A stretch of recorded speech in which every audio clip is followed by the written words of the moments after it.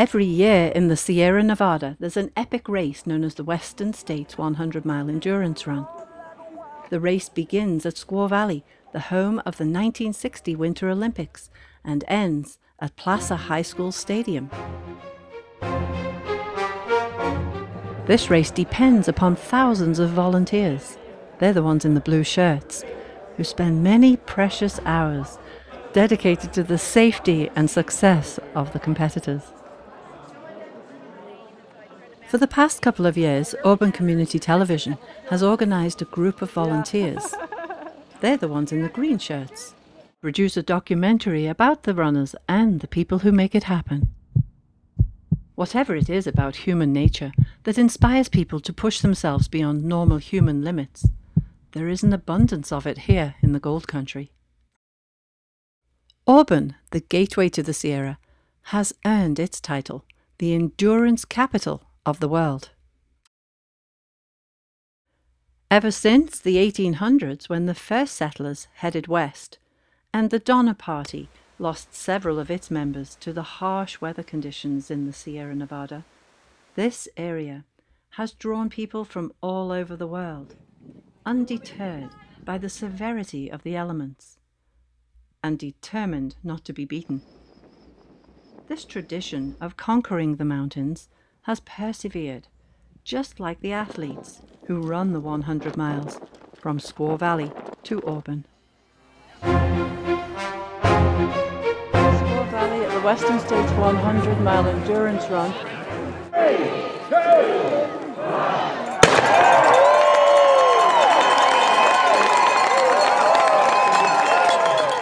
Competitors must complete the course in 30 hours, or they are disqualified. 56 years old. Every year, the grit of these people is an astounding testament to the determination of the human race. Giovanni Torelli from Italy. Good job. Let's get your medal here. The course is awesome and can be treacherous. However, it is known for its incredible beauty and historic significance.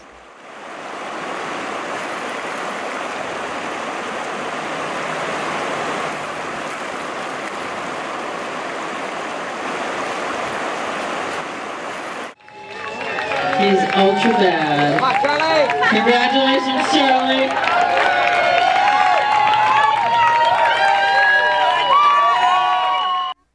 Despite the physical battering, every year hundreds of people enter the lottery to win a place in this race of races. But why? Welcome, buddy. Tough to get into. It's a very popular race. At the lottery drawing early in January, the audience waits to hear who will get in and how many Californians will enter.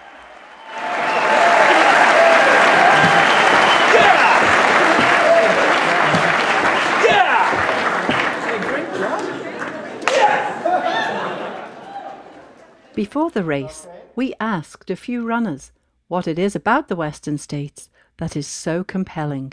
Well, it's a great history, a great legacy of achievements, the historic runners of past, the international attention, the challenge of the course itself, the physical and mental challenges of trying to do 100 miles. Oh, I know. I'm very lucky. This is my husband, Nick, and he's been a great coach and training partner, and it's this whole season getting me ready. This is my good friend, Brad, and he's adventure raced with me, and I've known him for many years, and he's always been a great supporter.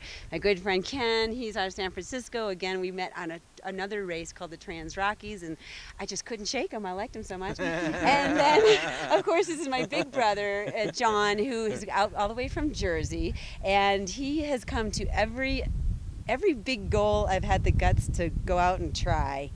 He shows up no matter where it's at. It's where it's at. So that's why we made the Jens Men jackets. That is absolutely wonderful. Look because at that. and I think I have an advantage because of all my support, although I will be one of the ones coming in later in the day. That's just fine. I'm going to get my money's worth. Eat a lot of food and drink a lot. I figure I paid for 30 hours. I'm going to take it. You've traveled a good portion of the world running races. What is it about the western states that makes it so special? I need to go to this race because it's special, the people, the space, and all people want to come here to run this race because it's the top of the 100 miles here in the USA, I think. And I really want. First of all, that the volunteers are absolutely amazing. The towns come out and just put on the most spectacular experience that any ultra runner could ever have. See you guys. Thank you, volunteers. Bye. The history of it is fascinating, and the stories you hear from the runners who have done it. The community spirit in Auburn is remarkable. The townspeople are noted for their willingness to help and come out in force whenever there's a need.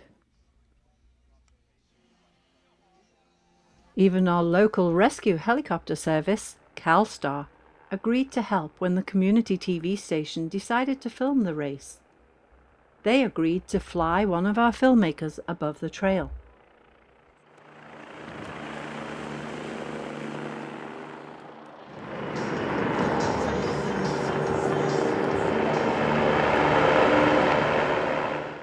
Doug Stanley of Deadliest Catch fame, our most prestigious and accomplished producer, volunteered to fly with CalStar's pilot Paul Stack.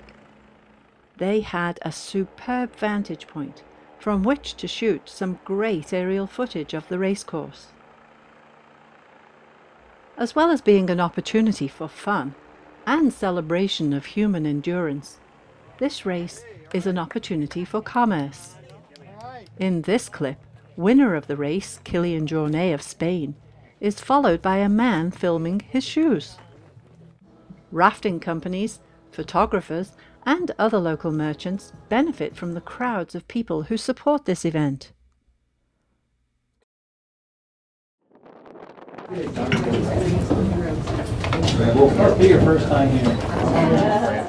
The gondola ride at Squaw Valley provides panoramic views of this historic part of the Sierra Nevada.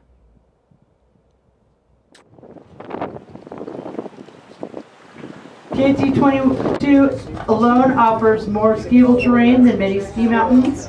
The majority of the 1960 Olympic skiing events took place on KT-22. Early in the morning, on the day before the big race, just as the sun rises and washes the valley in first light, enthusiastic competitors are taking their last training run. Back at base in the lodge at Squaw Valley, preparations are well underway. Checking in, logging vital signs, loading up on food, and spending time with supporters. Glenn Tonkin, president of ACTV, and myself coordinated the efforts of about 25 volunteers who were prepared to get up at the crack of dawn and wait somewhere along the trail for runners to come through. We were inspired and humbled by the generous response. People of all ages and skill levels volunteered their time to become part of history. You'll have to wait a minute. Hold it! Please. What else is done? So I thank every one of you. All right, thank you. So at we're at Squaw Valley on Saturday, June the 25th. It's the morning of the race, and we are, let's see, time now is 4:39. The race will begin in 21 minutes. Local restaurant owner Joe Gleason of Auburn's Joe Caribe restaurant donated 25 delicious and hearty lunches for the hungry crews out on the trail.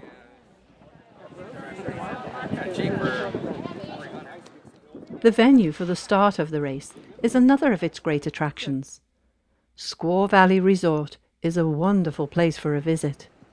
Located in Truckee and near Lake Tahoe, visitors from all over the world can enjoy first-class amenities and accommodations. There's plenty of fun for the kids, with some of the most spectacular scenery the world has to offer. This little hamlet in the Sierra Nevada is very photogenic. I wanted to learn more about these super athletes, and so while I was scouting around the day before the race, I bumped into a few runners who agreed to chat with me and to be featured in our upcoming Western States 100 film.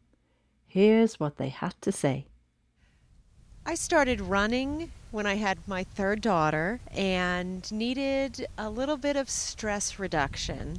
And so I began running then and continued to want a challenge and to be centered by running and to be challenged by running and to really incorporate that as part of my life, to live a healthy life, to live an active life.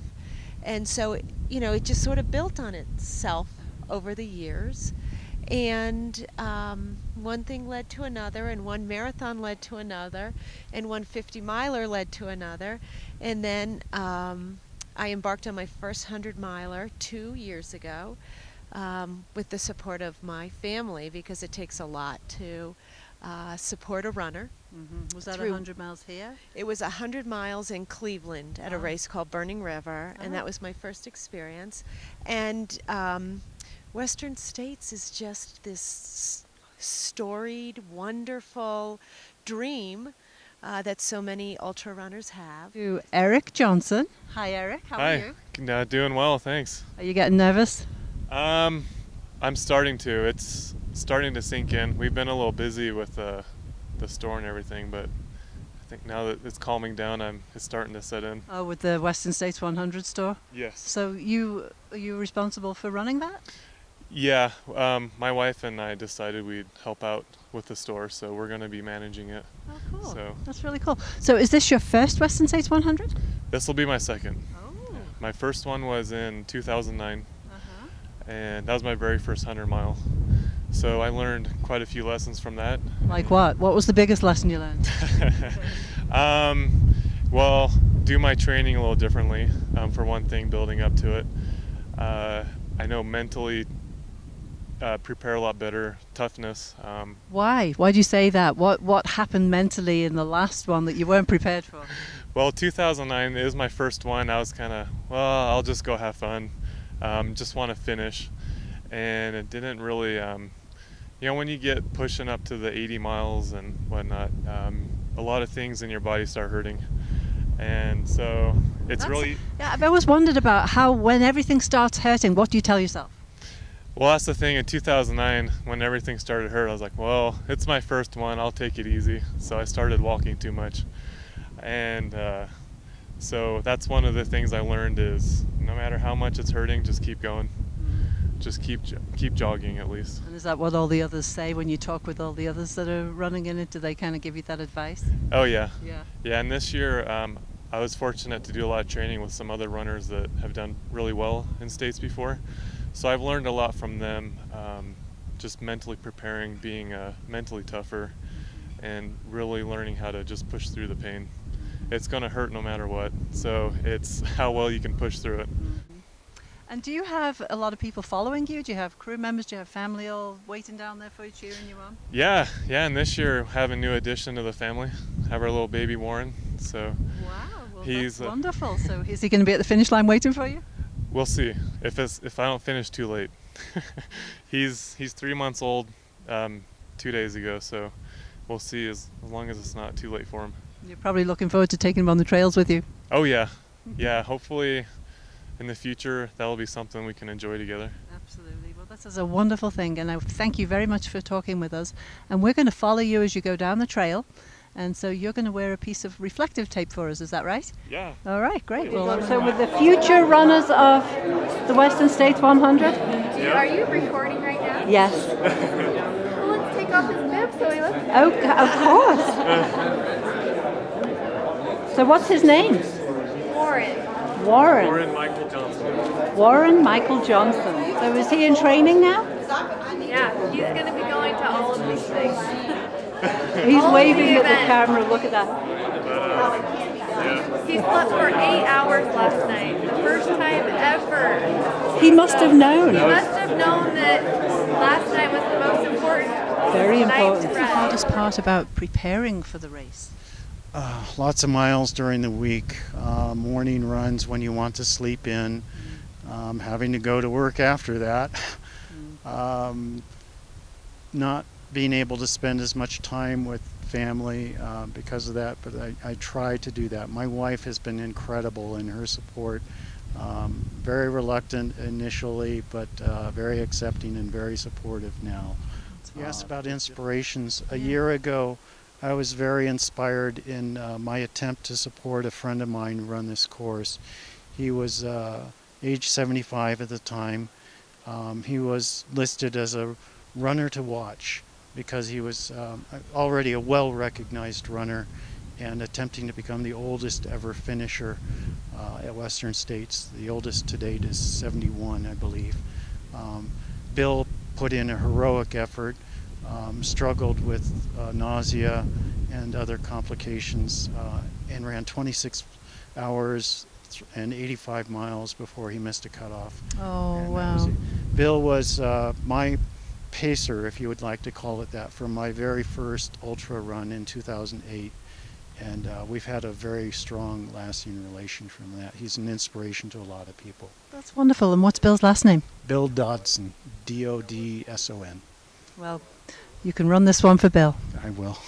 And for your wife, and for yourself, and for all of your family. Yes. You have a lot of family here to support you. I have family here. I have my father, who was the inspiration for me to get back into running after 20 plus years. We ran our first I ran my first marathon with him at Big Sur in 2008. I'm sorry, 2005.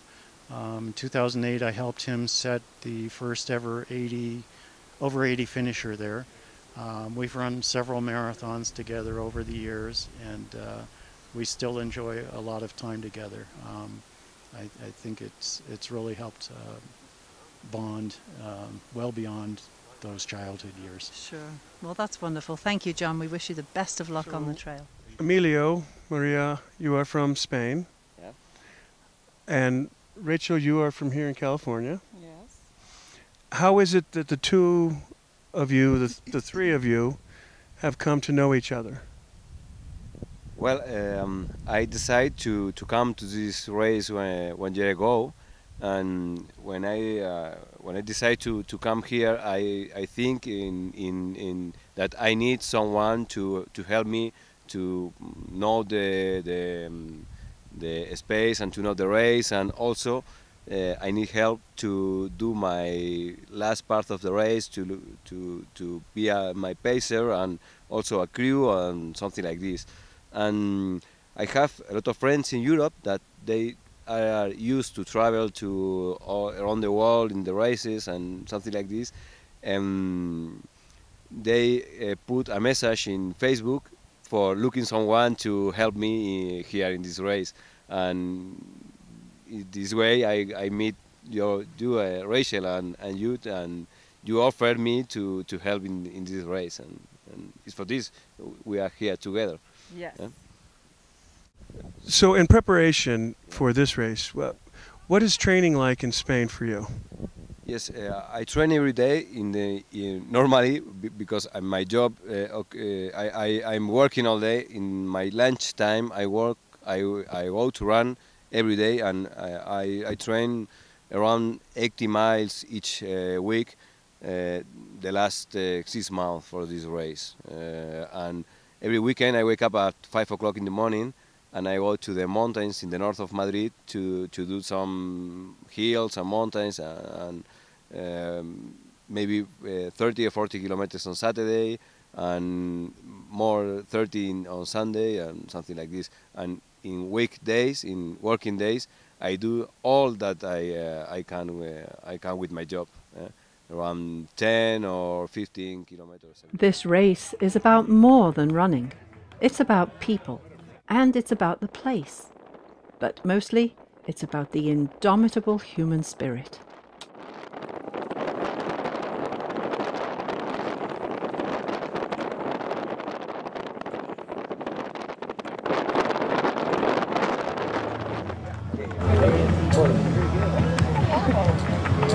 They're hydration gloves.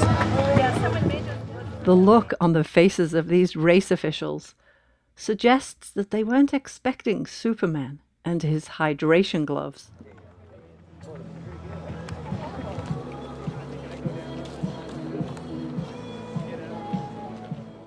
Each checkpoint has developed its own character and traditions. Some of these people have been involved for many years, and it becomes a family event for many.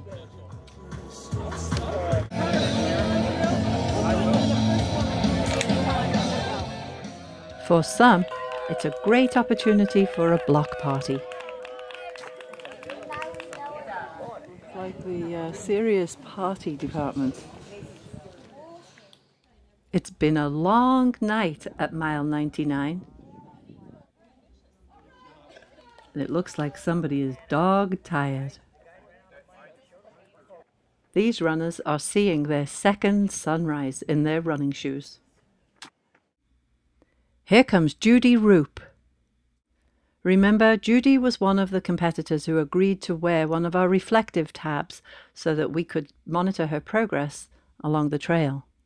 Crazy course. Oh, wow. Wonderful. How are you feeling? Ready to get my shoes off and some flip-flops on. I'll and bet. Just sit. But what are you most looking forward to? Sitting. Yeah. And a nice cold shower. You look absolutely wonderful. Start to dismantle the equipment.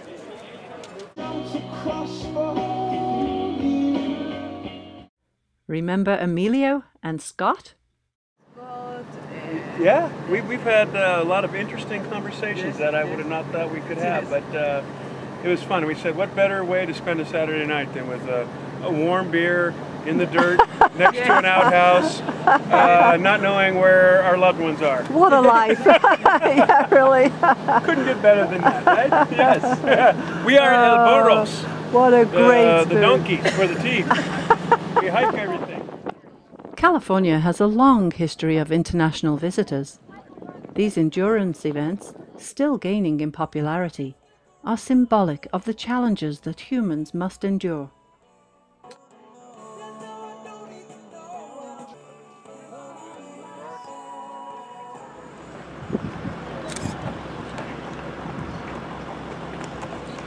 Hey, you! Hey! How you doing? Good to In see you. 2008, a volunteer film crew from Auburn Community Television filmed a segment on the Tevis Cup. I was escorted along the trail by competitor Michael Rapacelli, who allowed me to ride his veteran Tevis horse, Sunwood Risk. Following is part of an interview with Shannon Weil. She was the person who first coined the phrase, the endurance capital of the world. Shannon has worked for the past quarter of a century to maintain the trails and promote the two world-class endurance events using the Western States Trail in the infamous Sierra Nevada. Hey, Michael, how are you? Hi, Shannon. Hi, Paula. I was going to introduce you to Michael, but I guess you already know I him. do. Good to see you. Well, I feel great.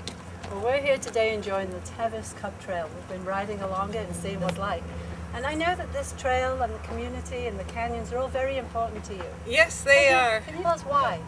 Because when you're out here, you run into people like Ray Bob's Canal, who's one of the great heroes. Hi, nice to see you. Good to see you. Yeah. The reason that these trails are important to me, and I've spent the last, say 32 years working to promote the Western States Endurance Run and the Tevis Cup Ride, and also the which sort of culminated into producing the endurance capital of the world. But these are very, very special trails. They rest on the back of history with the gold rush and the miners, and then with Wendell Roby influencing all of us when we were young and showing us how to explore and use the trails of the Sierra, and ultimately creating the Western States Trail for these two magnificent events.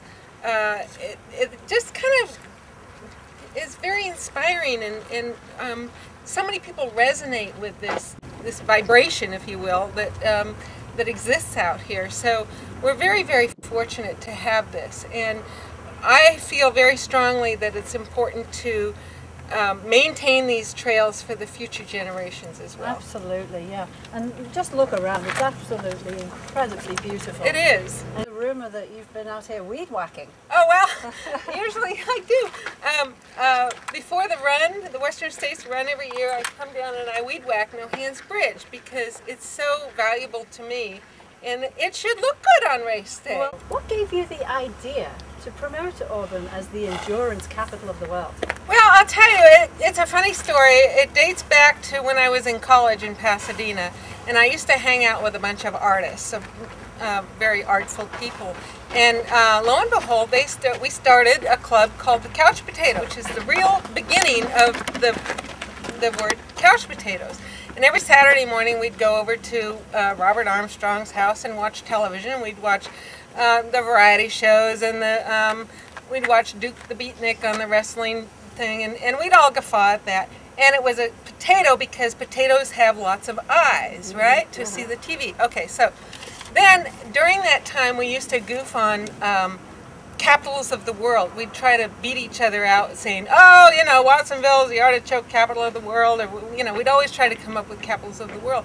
So in 1978, when I was working for Wendell Roby at the Hart Federal Savings, which was then the epicenter of endurance riding, and the run started happening, and I was right there at the beginning of the Western States run and the ride, I just went, hey, Auburn is the endurance capital of the world. Oh, so that dates back to 1978 when I initially coined that phrase. That is a fabulous story. And then in the early 2000s, I think like 2001, Harvey Roper from Roper's Jewelry called and said, have you ever heard of this endurance capital business? And I said, yes, I have. And so we formed a committee with the city of Auburn. And then a group of us actually launched it and confirmed it as the Auburn as the endurance capital. And that was very fulfilling to me. I loved that. It was just marvelous. Well, congratulations. Yeah, thank you. Now, I'm sure there must be other endurance races. What makes this one so special? Well, this race has a lot of history. Obviously, the trail is very historic. The trail is beautiful. It's rugged. It's treacherous in places. And it's the most difficult endurance trail there is probably in the world. So it is a challenge. It really is a challenge to get a horse ready to do this race and to try to get him through the race. So it's a wonderful race, and I actually moved to this area because of this trail in this area because I want to be able to train up here. The alluring mystique of the Sierra, the granite tough course, and the spirit of endurance and camaraderie provides an incredible positive energy force, a we can do it attitude. Congratulations and thanks to those who are brave enough to enter the race and make an event happen. And thanks and congratulations to all those happy souls who make it all happen. Job, thank you. These horseback riders are the sweepers at the end of the day. That's the tail end.